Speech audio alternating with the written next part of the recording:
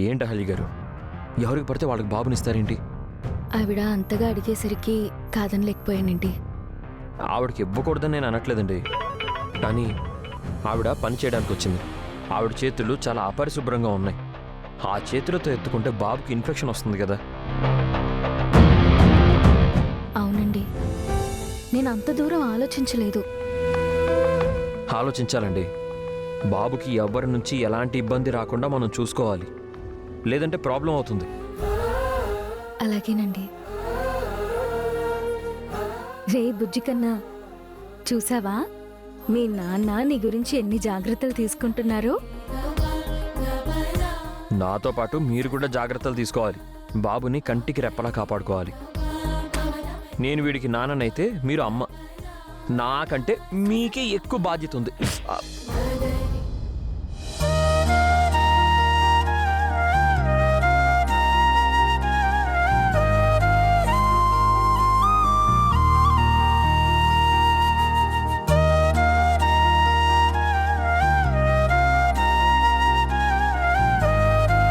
తలకాయ ఒక్కసారి ఢీకొట్టుకుంటే కొమ్ములొస్తాయంట. మళ్ళీ ఇంకోసారి ఢీకొట్టుకోండి.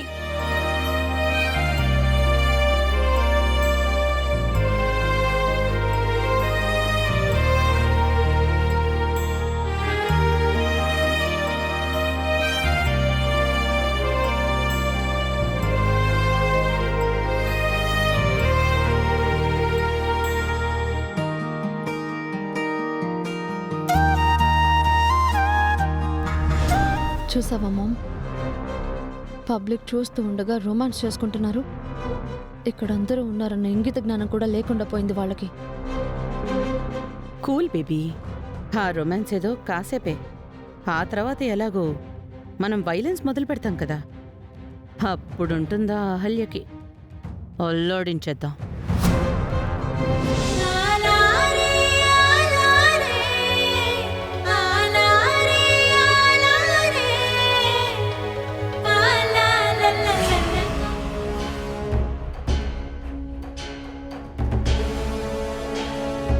అవంతిక, ఇక టైం వేస్ట్ చేయొద్దు.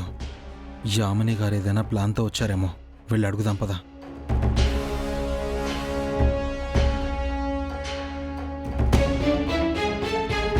ఏంటి యామిని గారు, మీరు ఫంక్షన్కి రారేమో అనుకున్నాను, బాగానే వచ్చారే. ఏ, మేము రావడం నీకు బాధగా ఉందా? అయ్యో, మీలాంటి పెద్దవాళ్ళు రావడం మాకు చాలా సంతోషం మేడం. పైగా మేము మీకు కాబోయే బిజినెస్ పార్ట్నర్స్ కూడా కదా. ఊరికే బిజినెస్లో పార్ట్నర్షిప్ ఇవ్వరన్నయ్యా. మా మామ్ చెప్పింది చేస్తేనే వస్తుంది. ఆ పనిలోనే ఉన్నామా అతిథి? ఎప్పటినుంచో ఆ పనిలోనే ఉన్నారు, కానీ ఏం వెలగబెట్టారు? దేనికైనా ఒక టైం రావాలి కదా మేడం, ఆ టైం కోసమే మేము వెయిట్ చేస్తున్నాం. మీరిలాగే వెయిట్ చేయండి, ఈలోపు పుణ్యకాలం కాస్త గడిచిపోతుంది.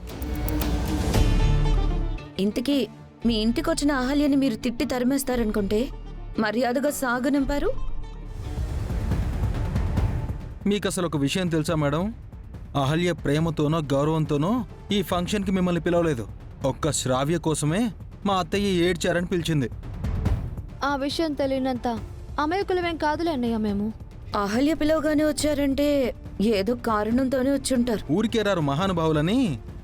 మీరు ఈ ఫంక్షన్కి వచ్చిన కారణం ఏంటో తెలుసుకోవచ్చా మేడం?